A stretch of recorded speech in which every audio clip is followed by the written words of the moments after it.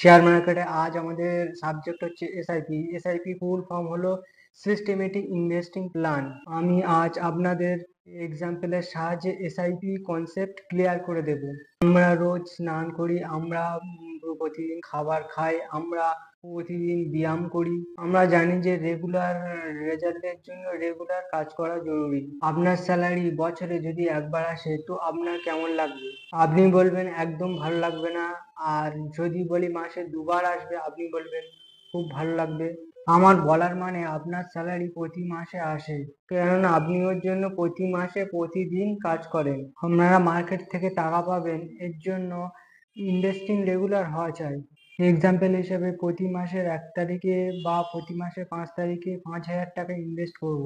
এতে কি হবে? এতে আপনি কোটিপতি হতে পারেন। এখানে আমি 5,000 টাকার কথা বলেছি, কিন্তু আপনি 500 টাকা থেকেও ইনভেস্ট করতে পারেন। এর থেকে কিভাবে আপনি কোটিপতি হতে পারেন, এর জন্য বুঝতে হবে আপনার কম্পাউন্ডিং। আর কম্পাউন্ডিং কে বুঝতে গেলে রুলস অফ 72 কে বুঝতে হবে। রুলস অফ 72 হলো আমরা যে রেট অফ ইন্টারেস্ট পাচ্ছি, এক্সাম্পল হিসেবে 12% পাচ্ছি, তো 12 দিয়ে 72 ভাগ করলে আমাদের টাকা ডবল হয়ে যাবে। এবং পরের ভিডিওতে মিউচুয়াল ফান্ডে কিভাবে টাকা ইনভেস্ট করবেন সেটা আমি আপনাদের বলবো।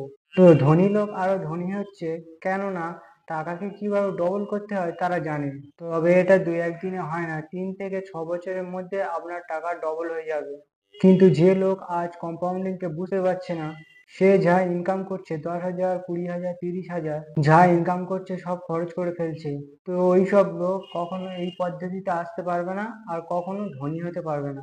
তো এসআইপি আপনি কোথায় করবেন? আপনি স্টকে ইনভেস্ট করতে পারবেন। তো ইন্ডিয়ার ভিতরে সুবিধা কি?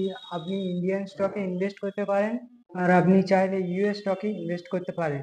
যদি আপনি ইউএস স্টকে ইনভেস্ট করতে চান তো আপনি আইএনডি মানিতে গিয়ে ইউএস স্টক অ্যাকাউন্ট খুলতে পারেন। যখন আপনি ইউএস স্টক অ্যাকাউন্ট খুলবেন আইএনডি মানিতে আর ওকে ফান্ড করে দেবেন, তো আপনার যখন ইউএস স্টকে ব্যালেন্স অ্যাড করে দেবেন তো আপনার অ্যাকাউন্টে 250 টাকা বোনাস অ্যামাউন্ট দেওয়া হবে। ইউএস স্টকে ইনভেস্ট করলে কিছু বেনিফিট থাকে। গুগল, অ্যামাজন, অ্যাপেলের মতো কোম্পানিতে আপনি ইনভেস্ট করতে পারবেন। ইউএস স্টকের সুবিধা হলো, প্রথম কথা, আমরা যখন ইন্ডিয়ান স্টকের কথা বলি, এক্সাম্পল হিসেবে এমআরএফ কোম্পানিতে ইনভেস্ট করতে চাইছেন, তো এমআরএফ কোম্পানির শেয়ার 1 লাখ টাকার উপর। আপনি বলবেন আমার কাছে 1 লাখ টাকা নেই। ইন্ডিয়ান স্টক মার্কেটের ভিতর শেয়ার পুরো কিনতে হয়। আর ইউএস স্টকের সুবিধা হলো আপনি চাইছেন 100 টাকা ইনভেস্ট করবেন, আর ইউএসএ তে ডলার মানে $100 হবে। আজকের দিনে $100 মানে 8,000 টাকার উপর। তো চাইলে আপনি 100 টাকা ইনভেস্ট করতে পারবেন। তো ইউএসএ তে সুবিধা হলো আপনি ফ্র্যাকশনাল ইনভেস্টিং করতে পারবেন, কিন্তু ইন্ডিয়ান স্টকে এটা হয় না। দ্বিতীয় জিনিস হলো আমাদের মুদ্রা বা টাকা। 1 বছর আগের কথা বলি, খুব বেশি মূল্য হ্রাস হচ্ছে, কিন্তু সেই জায়গায় ডলারের মূল্য বৃদ্ধি হচ্ছে। ডলার 74 থেকে 84 হয়ে গেছে। যদি আপনি ইউএস স্টকে ইনভেস্ট করেছেন আর এই স্টক $100 আর এই স্টক একদম বাড়েনি, আমি ধরলাম 1 বছরে একদম বাড়েনি, আগে যখন $74 ছিল সেই হিসাবে আপনি 7,400 টাকায় ইনভেস্ট করেছিলেন আর ওই শেয়ার 1 টাকাও বাড়েনি, তো আপনার $100 মানে 7,400 টাকা কোনো শেয়ার না বেড়ে 8,400 টাকা হয়ে গেছে। তো এটা ইউএস স্টকে ইনভেস্টমেন্টে একটা সুবিধা আছে, এখানে ডলার কস্ট অ্যাভারেজিং পাওয়া যায়। যদি আপনি প্রতি মাসে 5,000 টাকা ইনভেস্ট করেন, এখন আমি বছরে আশা করা যায় 15% রিটার্ন ধরেছি। কারণ যদি আপনি নিফটিকে দেখেন, নিফটি কিছু বছরের ভিতর 15% আশপাশে রিটার্ন দিয়েছে। নিফটি দিয়েছে তো ন্যাসড্যাক কেও বুঝতে হবে। তো নিফটি, সেন্সেক্স, ন্যাসড্যাক কি সেটা আগে বুঝিয়ে দিই। তো ইন্ডেক্স কি? মার্কেটে তো 4,000-এর বেশি কোম্পানি আছে, কিভাবে জানবেন পুরো মার্কেট কমছে না বাড়ছে? তো মার্কেটের যেসব অধিকাংশ কোম্পানি আছে ওইসব কোম্পানিগুলিকে মিলিত করে ইন্ডেক্স তৈরি করা হয়, যাকে দেখে জানতে পারি মার্কেট বাড়ছে না কমছে।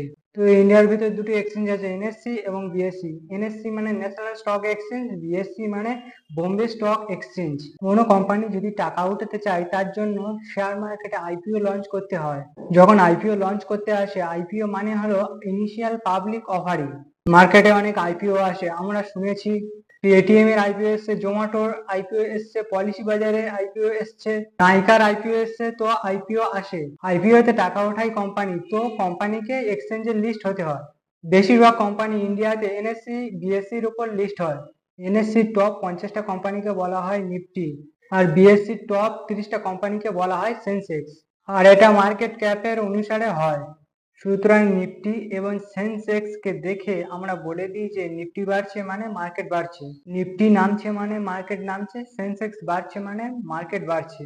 সুতরাং সেন্সেক্স এবং নিফটিকে দেখে ইন্ডিয়ান স্টক মার্কেটের বিষয়ে আমরা জানতে পারি। এইভাবে আমরা যখন ইউএস এর কথা বলি তো ইউএস এর ভিতরে ন্যাসড্যাক হয়, যার ভিতরে বেশিরভাগ আইটি কোম্পানি আছে। ইউএস এর টপ 100 কোম্পানি যেটা আইটি সেক্টরের ভিতরে। এরপর আপনি S&P 500 এর নাম শুনবেন। একইভাবে ডো জোন্স হয়, এগুলো আলাদা আলাদা ইন্ডেক্স আছে, তো এগুলো ইউএস এর ইন্ডেক্সের ভিতরে।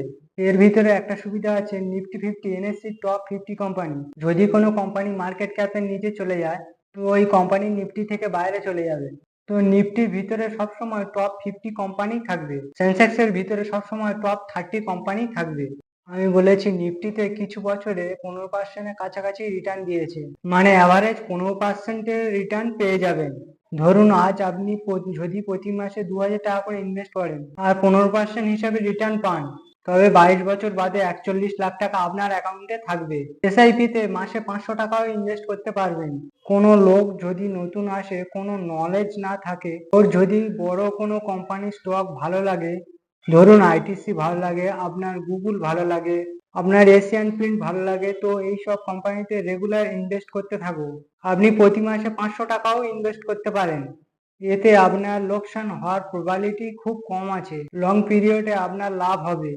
আপনি যখন ব্যাংকে টাকা রাখেন বা কোনো পলিসি করান, কোনো ইন্স্যুরেন্স কোম্পানিকে টাকা দেন, তো ওইসব টাকা স্টক মার্কেটে ইনভেস্ট হয়। স্টকে ইনভেস্ট থেকে রিটার্ন আসে, তো আপনাকে ছোটখাটো রিটার্ন দিয়ে দেয়। এবং ফাইনালি লং টার্মের বিষয়ে ভাবুন, শর্ট টাইমে এসআইপি তে কিছু হবে না।